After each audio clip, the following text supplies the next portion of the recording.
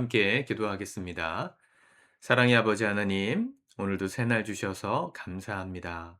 아침을 깨우며 눈을 뜰 때마다 주님을 가장 먼저 생각할 수 있는 우리의 심령이 되기를 원합니다. 우리의 눈에 주님이 항상 계시고 우리의 귀와 마음 가운데 주님께서 주시는 음성이 날마다 들려줘서 오늘도 진리의 길을 따라 예수님 안에 온전히 거함으로 주님과 동행하는 복된 하루, 승리의 하루 되도록 우리와 함께하여 주옵소서. 예수님의 이름으로 기도드립니다. 아멘. 우리 찬송가 438장 찬양하시겠습니다.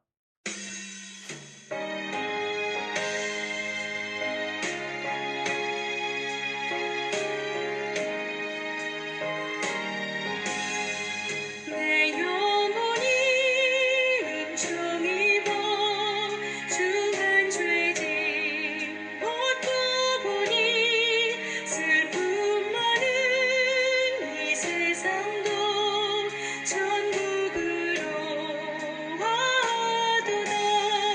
할렐루야 찬양하세.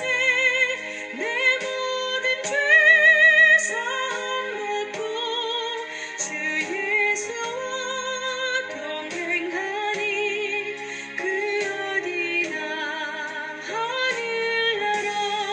주의 얼굴 뵙기 전에 멀리 뵈던 하늘나라 내 맘속에 이루어지니 날로 날로 가깝도다. 할렐루야 찬양하세. 내 모든 죄 사함 받고 주 예수와 동행하니 그 어디나 하늘나라.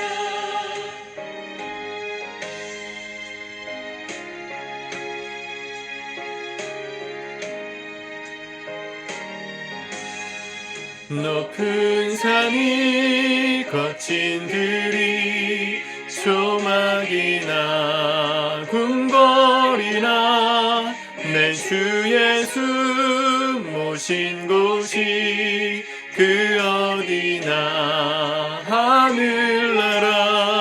할렐루야 찬양하세.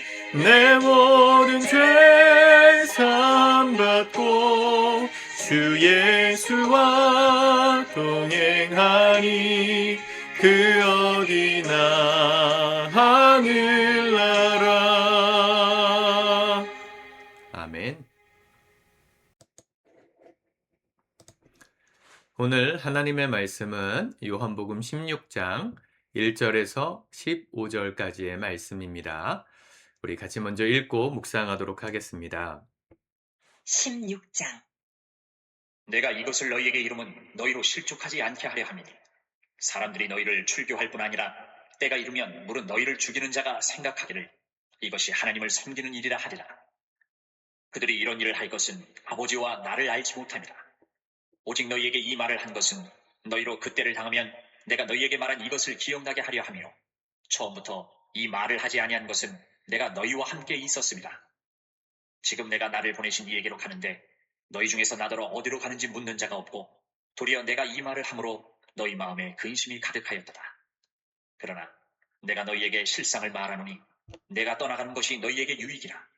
내가 떠나가지 아니하면 보혜사가 너희에게로 오시지 아니할 것이요 가면 내가 그를 너희에게로 보내리니 그가 와서 죄에 대하여 의에 대하여 심판에 대하여 세상을 책망하시리라. 죄에 대하여라 함은 그들이 나를 믿지 아니하며 의에 대하여라 함은 내가 아버지께로 가니 너희가 다시 나를 보지 못하며 심판에 대하여라 함은 이 세상 임금이 심판을 받았습니다. 내가 아직도 너희에게 이를 것이 많으나 지금은 너희가 감당하지 못하리라. 그러나 진리의 성령이 오시면 그가 너희를 모든 진리 가운데로 인도하시리니 그가 스스로 말하지 않고 오직 들은 것을 말하며 장래일을 너희에게 알리시리라. 그가 내 영광을 나타내리니 내 것을 가지고 너희에게 알리시겠습니다. 무릇 아버지께 있는 것은 다 내 것이라. 그러므로 내가 말하기를 그가 내 것을 가지고 너희에게 알리시리라 하였노라. 아멘. 예수님께서 굉장히 길게 말씀하십니다. 곧 잡혀가실 상황인데 예수님께서 제자들을 계속 다독이고 계시는 겁니다. 무슨 일이 있을 것이고 사람들이 너희를 미워할 것이고 너희가 출교당하는 것 같은 상황까지 갈 텐데 실족하거나 염려하지 말아라. 1절 내가 이것을 너희에게 이름은 너희로 실족하지 않게 하려 함이니. 실족하다, 발을 헛디다 이런 뜻인데 마음의 무너짐을 상징합니다.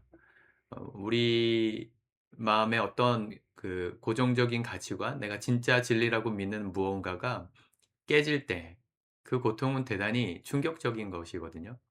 내가 정말로 믿는 이 세계관, 진리라고 믿는 세계관이 한순간에 무너질 때 인생이 혼란스러워집니다. 예수님을 내 인생의 가장 중요한 분이라고 믿었는데 그분을 따랐는데 그분이 십자가에서 죽으시는 모습을 보면 얼마나 이 제자들의 마음이 무너지겠어요. 그럴 거 그걸 아시고 예수님께서 제자들을 계속 다독이시는 겁니다. 그럴 거지만 실족하지 말아라. 낙심하지 말아라. 특별히 오늘 말씀은 성령께서 오셔서 너희들을 인제 깨우쳐 주시면 지금 이 상황이 해석될 것이다 이 얘기를 계속하십니다. 진리의 성령 그가 오시면 지금 모든 상황들을 깨닫게 하실 것이다. 13 절에 나오죠. 진리의 성령이 오시면 그가 너희를 모든 진리 가운데로 인도하시리니. 그전에 하신 말씀이 뭐냐면 사람들이 너희를 핍박하고 출교시키려고 할 때 2 절 때가 이르면 무릇 너희를 죽이는 자가 생각하기를 이것이 하나님을 섬기는 일이라 하리라. 이 말씀하셨는데요. 오늘 이 말씀 읽으면서 문득 사도 바울이 생각났어요. 이 사도 바울이 스데반 집사님을 이 성문 어귀 예루살렘 성문 어귀에서 돌로 쳐 죽이는 그 일에 앞장섰던 사람이거든요. 거기는 사울 이라는 이름으로 나오지만 이 젊은 유대교주의자, 유대주의자, 젊은 랍비 총명받던 차세대 이 스승, 유대교의 스승 그 젊은 사울이 하나님을 섬기고 사랑한다는 명목으로 예수 믿는 제자 스데반 집사를 돌로 쳐 죽였습니다. 그때 그의 마음에는 하나님을 섬기는 것이다. 하나님을 위한 일이다. 이런 마음이 가득했잖아요. 마치 그거를 예언하시는 게 아닌가 하는 마음이 약간 들었습니다. 3절 그들이 이런 일을 할 것은 아버지와 나를 알지 못함이라. 4절 오직 너희에게 이 말을 한 것은 너희로 그때를 당하면 내가 너희에게 말한 이것을 기억나게 하려 하며 처음부터 이 말을 하지 아니한 것은 내가 너희와 함께 있었습니다. 그때가 되면 너희들이 예수님이 하셨던 말씀이 이때를 위함이구나를 깨닫게 하시려고 기억나게 하시려고 이 얘기를 미리 하셨다는 겁니다. 나중에 사울이 그 다메섹으로 가다가 빛으로 나타나신 예수 그리스도 살아계신 예수님을 만나고 회심하잖아요. 그리고 바울이 되죠. 그리고 복음을 전하는 전도자가 되었을 때 예루살렘 교회 안에는 이미 성령께서 오셔가지고 놀라운 부흥의 역사가 일어나는 상황이었습니다. 예수 믿는 사람들의 무리가 점점 많아지고 있었는데 그들을 잡아 죽이던 핍박자 사울이 회심하고 제자가 됐다고 하니까 안 믿는 사람들이 많았어요. 그 안 믿는 수많은 사람들 중에서 베드로가 그를 받아줍니다. 예루살렘 공의회에서 성령께서 이방인들에게 성령 침례를 주시고 이 구원의 은혜를 주시는 사건들을 공식적으로 인정하는 계기가 있었는데 그게 바로 베드로의 역할이 굉장히 컸죠. 마치 요때 베드로가 이 말씀 너희를 잡아 죽이려는 자들이 스스로 하나님 섬기는 일이다 라고 말하면서 핍박할 텐데 나를 알지 못하기 때문인데 성령이 오시면 기억나게 하시리라 이게 무슨 일인지 해석되게 하시리라 하신 말씀을 아마 생각하고 이 사도 바울을 받아줬을 것이라고 저는 그런 마음이 들었습니다.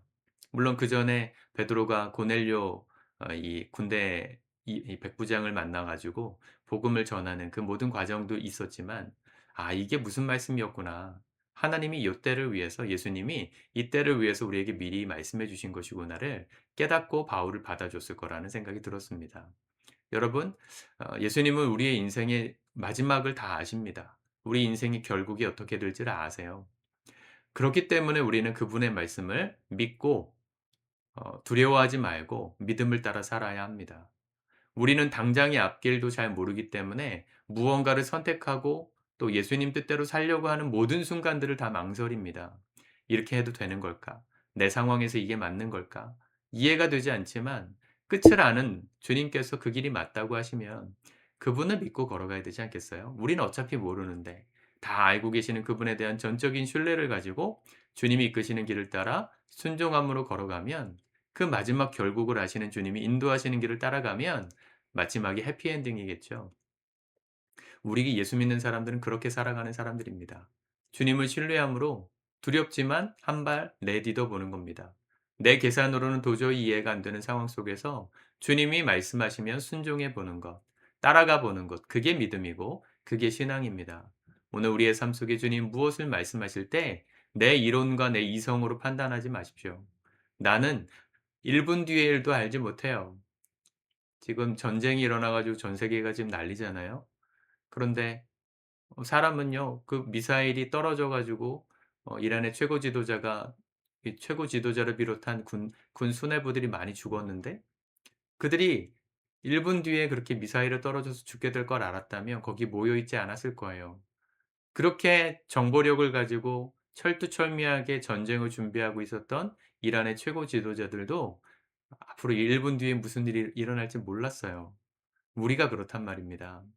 그렇게 우리의 연약함이 있음을 인정한다면 끝을 보고 계시는 역사의 주관자 되시는 하나님을 우리가 믿고 따를 수 있지 않겠습니까?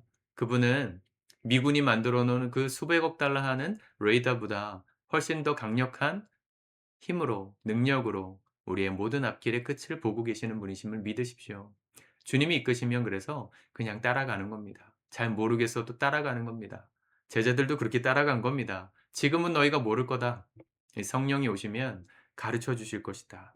깨닫게 하실 것이다. 12절 내가 아직도 너희에게 이를 것이 많으나 지금은 너희가 감당하지 못하리라. 그러나 진리의 성령이 오시면 그가 너희를 모든 진리 가운데로 인도하시리니 그가 스스로 말하지 않고 오직 들은 것을 말하며 장래 일을 너희에게 알리시리라.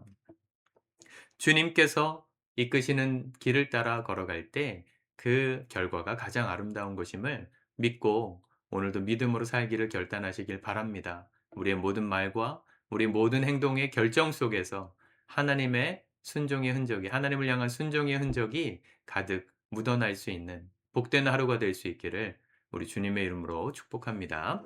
기도하겠습니다. 주님 감사합니다. 오늘 주의 말씀을 우리의 마음에 다시 한번 품습니다.